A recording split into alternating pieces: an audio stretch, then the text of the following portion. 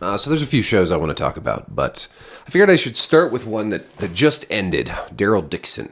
The Walking Dead Daryl Dixon, which will soon be The Walking Dead Daryl Dixon, The Book of Carol. That's a mouthful. I just want to call it the Daryl and Carol Show. A lot of people are very angry at me for not liking this show. Apparently, I shouldn't even be reviewing The Walking Dead because I'm so mean to it. Even though I did call one of the episodes one of the best episodes in the franchise in years. And even though I liked Dead City, mostly because I thought Negan was pretty great in that. So, Daryl Dixon. Problem with this show. Well, we'll start with the good. Let's be positive. Let's start with the good. The good things in The Walking Dead Daryl Dixon. Norman Reedus does a great job. He does the best he can with the material he's given, and unfortunately, so much of this material is bad. But he does a great job. Most of the actors did a great job, and really the production values throughout the show, from beginning to end, the music, the cinematography, the set design, the costume design, the zombie design, all that stuff. It looked good. It sounded good. It was really pleasant to watch. The setting of France, however preposterous, and we'll get to that in a minute, but the setting was very nice. But that's just like packaging, right? Like you meet a beautiful girl. She looks great. She smells great. She tastes great. But she's an idiot. And she's mean. And she's horrible to people. And it doesn't matter how good looking she is. If everything inside is rotten. And here's the problem with Daryl Dixon. Good looking show. Everything inside is rotten. We'll start with the premise. The premise is that Daryl shows up in France, and we learn that he was taken there on a ship, and we learn throughout the show that he was basically taken there by the French who were gathering zombies in America to take back on a cargo ship to France to do experiments on. So here's what I think happened. They wanted to make a show in France for whatever reason. Maybe Norman Reedus and his European partner wanted to just be in Europe for a while, move to Europe, not be in California anymore, not be in Georgia in the United States and all that.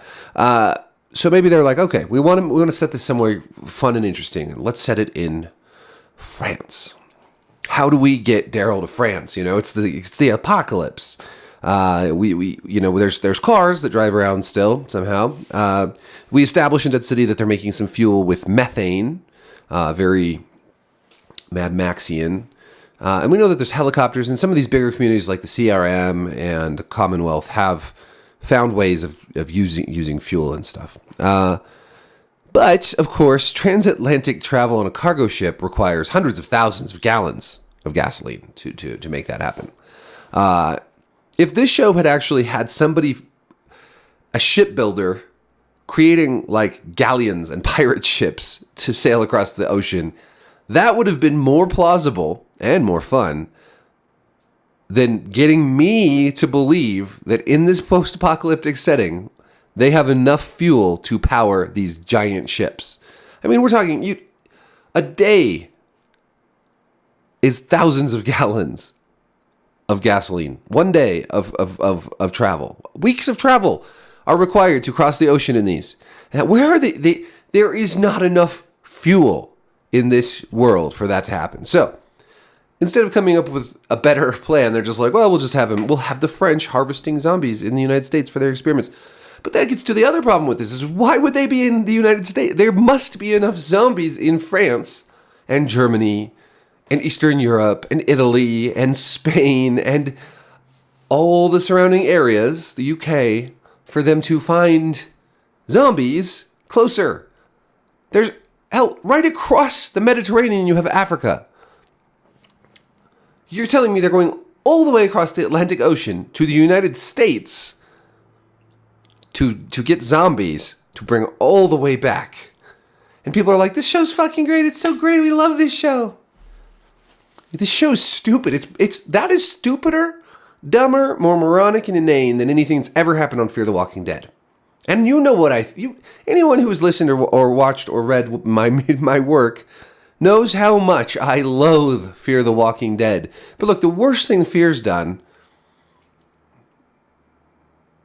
Okay, That's a really tough statement to make and then follow up. There, all the stupid things we've seen in Fear the Walking Dead, none of them are as preposterous as the French spending hundreds of thousands of gallons of fuel to send people to the United States to harvest zombies and bring back to France so they can do their experiments on them.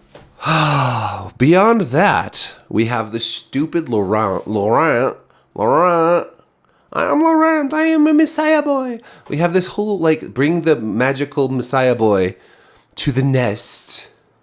Oh, God. That whole thing is so stupid.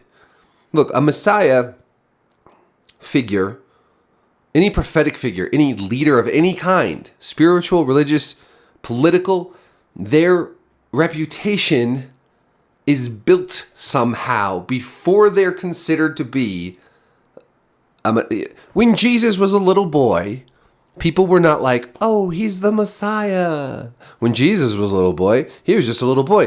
There was no Messiah stuff until later when he'd already done a bunch of stuff and performed some miracles and shit. Now, somehow, in post-apocalyptic France, this network of, like, nuns and freedom fighters have created this idea, somehow, we don't know how, but they just have, that this boy is special and he'll become the leader of France and this, like, yeah, Messiah. They literally just makes no sense. It makes much more sense if they just really actually copied The Last of Us and he was, like, immune and they had to transport him to someone who could, like, figure out the cure. That would have made more sense. Or maybe they could have just had a story where this was her, Isabel's nephew, and she was trying to get him to somewhere safe. Or to his grandpa or something. I don't know. Like, it didn't have to be this whole Messiah story. That's so stupid and pompous. And they thought they could pull this off, and it just doesn't work. Not just because Laurent is annoying, but because every single bit of logic has to be tossed out the window. It's just completely implausible. I don't even care that it copies The Last of Us. I really don't. Like, okay. Lots of things use that formula. The whole, like, ferry the kid to the place, take the MacGuffin to the spot, take the ring to the mountain, throw it in Mount Doom. That's okay. But let's have some, this whole Messiah shit is so stupid. So is the Galent or whatever. This woman who's in charge of, like, the I don't know, the new leadership of France, who's doing all the experiments, who makes this huge point of capturing Daryl and Laurent, and, like, this becomes her driving motivation. Why? Why do we constantly just have to have these big bads? Why are they always women now? Why aren't there any more, like, male big bads? It's like this show has become very anti-female. All their villains are women. I'm sort of half joking about that, but it is kind of weird, right? Big bad in Dead City was, for a while, it was a guy, but then turned out, no, there was a woman behind that guy, and the leader of the stupid ranger guys, the marshals, she's a woman, and the leader of the Commonwealth was a woman, and Alpha was a woman, and, like, literally all the bad guys, the leader of the bad guys in World Beyond, woman. They literally just don't do male villains anymore, except for, like, one or two small ones, mini bosses. Daryl's put in the arena. We know he's going to survive because, of course he's going to survive. There's no tension or stakes. He stands around with the axe and doesn't attack the zombie while it's restrained. Then when him and Quinn are tied together, they do the same thing. They wait until the zombies attack instead of attacking the zombies first. Makes no sense that a dart filled with, like, serum would infect the zombie, would, like, give them that, because they don't have a circulation system. They don't have a circulatory system. They don't have blood flowing. So if you inject them with something, there's no blood to flow it through them. The zombies themselves were kind of cool. Like, the fight scene was cool, but it was just couched in so much preposterous bullshit. Oh, what else? They get to the nest. The main guy there turns out to be an American, so that Daryl doesn't have to speak French still. It's just everyone speaks English in France, it seems. And it's like this rainbow coalition, like... There's the Buddhist, like, Zen monk, and there's the Islamic guy with his little cap that I can't think of the name of right now.